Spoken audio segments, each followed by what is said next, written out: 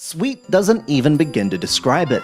Clay's Reverie is so overpoweringly cute that the initial experience is like stepping into a gunge tank and having a sack of Andrex puppies emptied onto your head.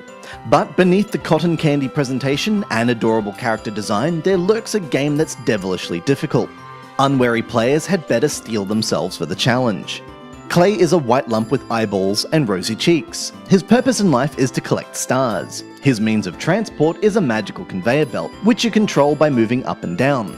Clay can move as well, and his speed and positioning along the belt is controlled by tilting the touchscreen from side to side. It's an ingenious control scheme, giving you control over the vertical and horizontal axes. What you don't have control over is the horizontal scrolling, which is automatic and moves at a constant pace from right to left. Objects will appear on the right-hand side of the screen, whether they're spiked railings or rotating pistons, and you have to help Clay gobble up the stars while avoiding the obstacles. Collect enough stars and you'll also be able to unlock the other 3 worlds in the game. They each have their own distinct crayon-hued visual design, starting with Sweet World and then moving off into Universe, Seasons, and finally Egypt. But Clay's Reverie is a very tough game. One touch of the obstacles and Clay loses a life, his winsome form abruptly transformed into a horrid little skull. You have 3 chances to clear the level, starting from various checkpoints, otherwise all your progress is scratched and you have to start the level from the very beginning.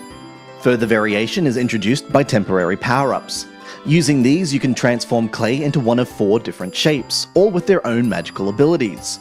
The stone power-up makes him invincible, for example, and thus able to charge through the obstacles. The green leafy power-up thing makes him super slim and able to squeeze through narrow gaps. Regardless, the game is still bottom-rupturingly hard, and these power-ups feel like they've been tacked on to make the game realistically playable. They're presented at particular junctions, and whether or not you survive for long beyond these junctures is almost entirely down to whether or not you pick them up. Outside the main challenge, there's also a survival mode, where you have to guide Clay through a randomly generated level in one of the 4 worlds and keep going for as long as you can. It feels a bit like Whale Trail, and the game is actually more enjoyable for having a one strike and you're out kind of approach, rather than one in which you constantly repeat a set stage when you get stuck.